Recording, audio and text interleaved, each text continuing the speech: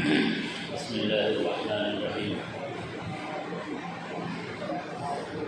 نحمده ونصلي على رسوله الكريم أما بعد فأعوذ بالله من الشيطان الرجيم بسم الله الرحمن الرحيم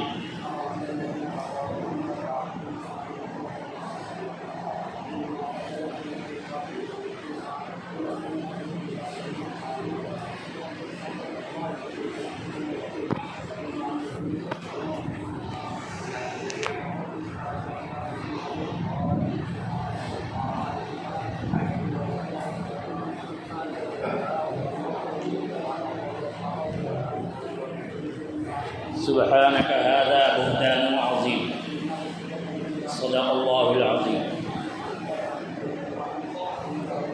محترم بزرگوں اور دوستوں،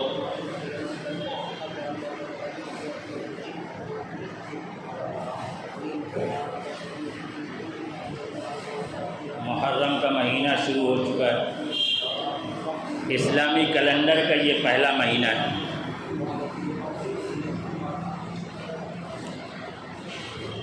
اس مہینے کی پہلی تاریخ کو یکم محرم الحرام کو امیر المومنین سیدنا عمر بن خطاب رضی اللہ تعالی عنہ کی شہادت ہوئی۔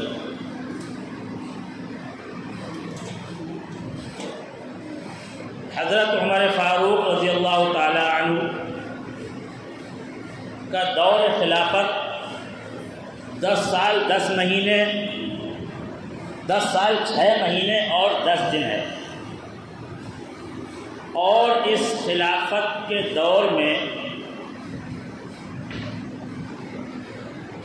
حضرت عمر فاروق رضی اللہ تعالی عنہ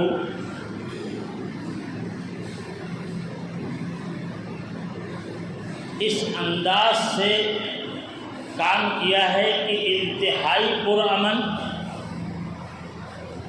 اور انتہائی زبردست ترقی کے اعتبار سے، معاشی اعتبار سے انتہائی خوشحالی کا دور امت کو دیا ہے۔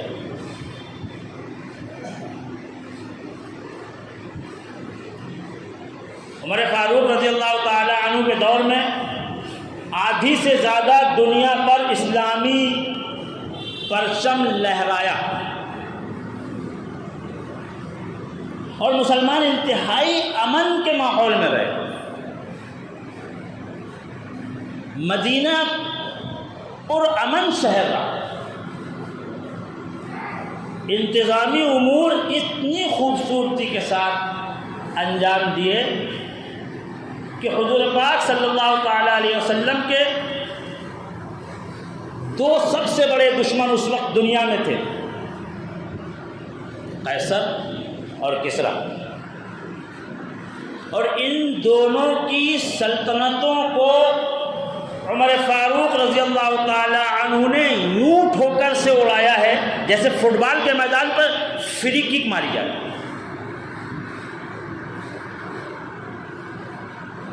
کیا قیصر اور کیا کسریٰ، یہ سپر پاوریں تھیں، سپر پاور حکومتیں تھیں۔ ان سے ٹکرانا تو دور کی بات ہے، ان کو میلی آنکھ دیکھنے کا مطلب یہ تھا کہ اپنے آپ کو بربادی کے لیے تیار کر لو۔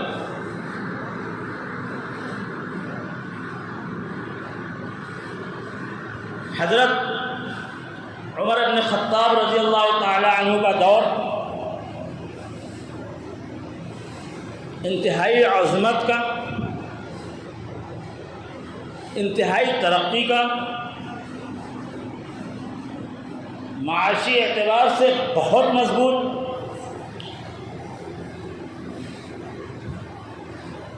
مسلمانوں کو پوری دنیا میں عزت کی نگاہ سے دیکھا جانے لگا۔ اور یہ کیوں تھا؟ رسول اکرم صلی اللہ تعالی علیہ وسلم نے اللہ رب العزت سے عمر بن خطاب کو مانگا تھا اسلام کی عظمت کے لیے، اسلام کی عزت کے لیے، اسلام کی شوکت کے لیے کہ اے اللہ مجھے 2 عمروں میں سے ایک عمر دے دیجئے۔ ایک عمرو ابن شام یعنی ابو جہل، اور دوسرے عمر ابن خطاب یعنی حضرت عمر فاروق رضی اللہ تعالیٰ عنہ، یہ رسول اکرم صلی اللہ علیہ وسلم نے دعا مانگی، اور ایک جگہ یہ دعا ہے کہ صرف عمر دے دی، اللہم اعز الاسلام بعمر خاصتاً، صرف عمر دے دیجئے اسلام کی عزت کے لیے، اسلام کی وجاہت کے لیے۔ حضرت اکرم صلی اللہ تعالیٰ علیہ وسلم نے اللہ سے مانگا، اللہ نے دیا، اور اللہ سے 2 عمر کا مطالبہ تھا کہ ان 2 میں سے جس کو آپ چاہیے دے دیجیے۔ اللہ کے نزدیک جو زیادہ محبوب تھا اللہ نے دے دیا، جو مردود تھا اس کو رد کر دیا۔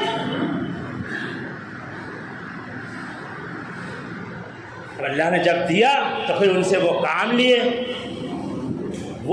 لیے کہ دنیا ہمیشہ یاد رکھے گی۔ کیا مقام تھا اللہ کے ہاں؟ حضور اکرم صلی اللہ تعالیٰ علیہ وسلم نے خواب دیکھا، اور نبی کا خواب وحی ہوتا ہے، کیونکہ نبی سونے کی حالت میں نبی کا دل جاگتا ہے، نبی کی آنکھیں سوتی ہیں، دل کبھی نہیں سوتا۔ جس طرح سے حضرت ابراہیم علیہ السلام کو اللہ نے خواب دکھایا تھا حضرت اسماعیل کے متعلق، وہ وحی تھی، وہ اللہ کا حکم تھا۔ اسی طرح سے حضور پاک صلی اللہ تعالیٰ علیہ وسلم نے خواب دیکھا اور حضرت عمر کو بتایا، عمر میں نے خواب دیکھا ہے کہ مجھے دودھ پیش کیا جا رہا ہے، میں دودھ پی رہا ہوں، بچا تو تم کو دے دیا، تم نے پینا شروع کیا، تمہارے ناخون سے دودھ جاری ہو گیا۔ اور اس کے بعد حضور پاک صلی اللہ علیہ وسلم رکے۔ حضرت عمر نے کہا یا رسول اللہ صلی اللہ علیہ وسلم، خواب آپ نے دیکھا ہے تو اس کی تعبیر بھی آپ ہی بتائیں گے؟ کہا عمر یہ علم اور دین ہے، اس خواب کی تعبیر علم اور دین ہے۔ جس طرح سے میں علم اور دین بانٹ رہا ہوں، میرے بعد اس کو تم پورا کرو گے، تمہارے ذریعے سے دنیا کو علم اور دین ملے گا۔ یہ تھا مقام حضرت عمر۔ عمر ابن خطاب رضی اللہ تعالی عنہ نے قیصر و کسریٰ کو ٹھوکر پہ رکھا تھا، اور یہ کیوں تھا؟ یہ اس لیے تھا کہ رسول اکرم صلی اللہ تعالی علیہ وسلم نے اللہ کے سامنے عرضی لگائی تھی کہ یا اللہ اسلام کی عزت کے لیے عمر دے دیجئے۔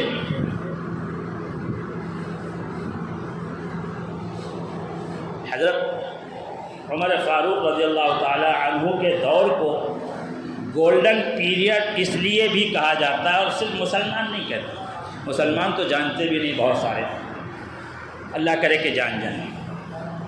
دنیا کے غیر مسلم تاریخ داں اس بات پر متفق ہیں کہ عمر ابن خطاب رضی اللہ تعالی عنہ کا دور دنیا کا سب سے خوبصورت اور سب سے بہترین دور تھا۔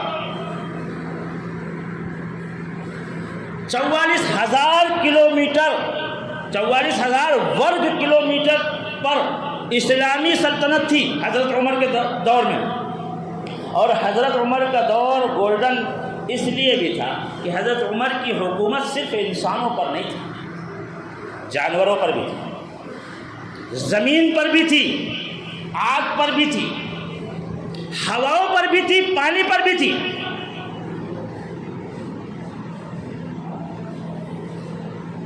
حضرت عمر کے دور میں مدینہ میں زلزلہ آیا، حضرت عمر گئے اور زمین سے مخاطب ہوئے، میں نے تیرے اوپر کوئی ناانصافی نہیں ہے کی ہے، میں نے تو جو رسول اکرم صلی اللہ تعالیٰ علیہ وسلم سے سیکھا تھا اس کو نافذ کر رہا ہوں، تیرے اندر یہ ارتعاش، یہ وائبریشن، خبردار۔ زمین ٹھہر گئی۔ وہ دن ہے اور آج کا دن ہے، مدینے کی زمین زلزلے سے محفوظ ہے۔ حضرت تمیم داری رضی اللہ تعالیٰ عنہ نے آ کر کے بتایا کہ حرہ میں آگ لگ گئی ہے۔ حضرت عمر نے کندھے پر سے چادر اٹھائی اور تمیم کو دیا، تمیم یہ چادر لے کر کے جاؤ اور آگ سے کہو جہاں سے نکلی ہے وہیں واپس چلی جائے، ہم زمین پر ناانصافی نہیں کرتے، تو کہاں سے آ گئی؟ حضرت تمیم داری نے اس چادر کو لیا اور اس کو کوڑا بنایا، کوڑا بنا کر کے اور لے کر کے چلے اور آگ کے پاس جا کر کے کہا ہے چلو واپس جاؤ، چلو عمر کا کہنا ہے واپس جاؤ، جہاں سے آئی ہو وہاں واپس جاؤ۔ آگ جس ذرے سے نکلی تھی اس ذرے میں واپس چلے گئے، پتھر رکھا اور واپس آ گئے۔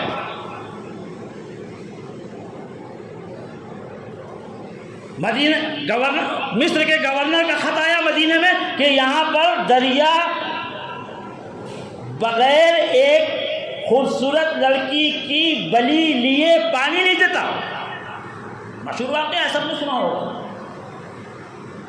عمر ابن خطاب رضی اللہ تعالیٰ عنہ نے کاغذ کی ایک پرزی لکھی, ایک چھوٹی سی چٹھی لکھی, دریا کو مخاطب کر کے لکھا کہ اگر تو اللہ کے حکم سے لوگوں کو پانی دیتا ہے تو اپنا کام جاری رکھ, اور اگر اللہ کا حکم تو نہیں مانتا تو ہمیں تیری ضرورت نہیں ہے. گورنر کو بھیجا کہ اس چٹھی کو دریا کے اندر ڈال دو. وہ چٹھی دریا کے اندر ڈال دی گئی, دریا میں طغیانی آ گئی, پانی چالو ہو گیا, آج تک چل رہا ہے, قیامت تک چلے گا. عمر ابن خطاب رضی اللہ تعالیٰ عنہ ممبر پر جمعے کے دن ممبر پر آئے خطبہ دینے کے لیے. اچانک کچھ ایسا کہا کہ صحابہ کرام چونک گئے, یا ساریہ الجبل, یا ساریہ الجبل. صحابہ کرام کو معلوم ہے کہ ساریہ جنگ کے میدان میں ہے, حضرت ساریہ رضی اللہ تعالیٰ عنہ جنگ کے میدان میں ہے, جو یہاں سے سینکڑوں میل دور ہے. یہ عمر ابن خطاب کس کو مخاطب کر رہے ہیں اور کیسے مخاطب کر رہے ہیں, یہ کہا اور اس کے بعد خطبہ شروع کر دیا. اس تاریخ کو نوٹ کر کے رکھ لیا صحابہ کرام نے. اور ساریہ جب فتح حاصل کرنے کے بعد واپس آئے مدینہ تو وہ تاریخ یاد دلا کر کے پوچھا ہے کہ امیر المومنین نے ایسا کہا تھا. حضرت ساریہ نے کہا ہاں ہم وہاں پر تھے, امیر المومنین کی آواز ہمارے کانوں پر پڑی, ہم پہاڑ کی طرف سے غافل تھے, امیر المومنین کی آواز آئی, ساریہ پہاڑ کی طرف متوجہ ہو, ساریہ پہاڑ کی طرف دیکھو. ہم نے دیکھا تو دشمن ادھر سے حملہ کرنے کی تیاری کر رہا تھا, ہم نے ان سے مقابلہ کیا اور جیت گئے, فتح حاصل کی.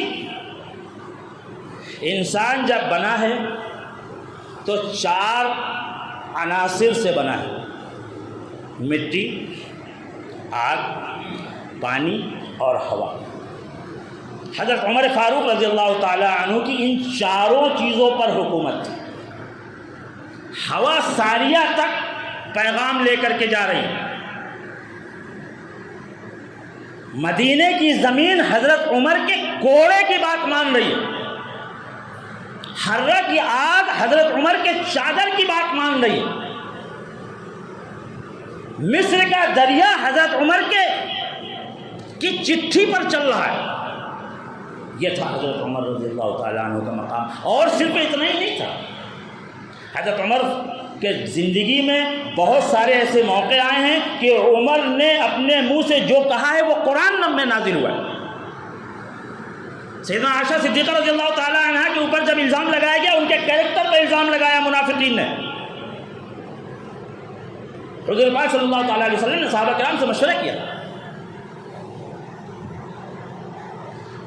کچھ صحابہ کی رائے تھی کہ آپ اپنی اہلیہ کو چھوڑ دیں کیونکہ ان کے اوپر الزام لگ گیا ہے, آپ کے لیے عورتوں کی کمی نہیں ہے, اللہ انتظام کریں گے. سیدنا عمر فاروق رضی اللہ تعالیٰ عنہ کا جب نمبر آیا تو انہوں نے مشورہ دیا, سبحانک ھذا بہتان عظیم, اے محمد صلی اللہ علیہ وسلم, اللہ کی ذات پاک ہے, اللہ چاہے تو معاف کر دے, لیکن یہ بہت بڑا جھوٹا الزام ہے.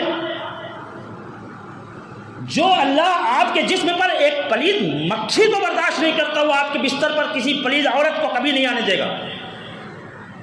ابھی وحی نہیں نازل ہوئی تھی, صحابہ کرام میں بے چینی تھی, اور اس کے بعد وحی نازل ہوئی اور وحی کے الفاظ ہیں سبحانک ھذا بہتان عظیم, جو حضرت عمر نے کہے تھے. ان الفاظ کو اللہ تبارک و تعالیٰ نے قرآن کے اندر قیامت تک کے لیے محفوظ کر دیا. بہت سارے ایسے واقعات ہیں, تفصیل میں جانے کا وقت نہیں ہے. ہم حج کے لیے جاتے ہیں, سعی کرتے ہیں. سعی پہلے زمانے میں جو سعی ہوتی تھی آج کے زمانے سے مختلف تھی. صفا مروہ کا طواف کرتے تھے اور اس کے بعد سعی کرتے تھے. ایک مرتبہ رسول اکرم صلی اللہ تعالیٰ علیہ وسلم طواف کر کے نکلنے لگے. حضرت عمر نے ان کا دامن پکڑ لیا, یا رسول اللہ صلی اللہ علیہ وسلم, مقام ابراہیم پر 2 رکعت نفل پڑھ لیں, ثواب کی نیت سے پڑھ لیں.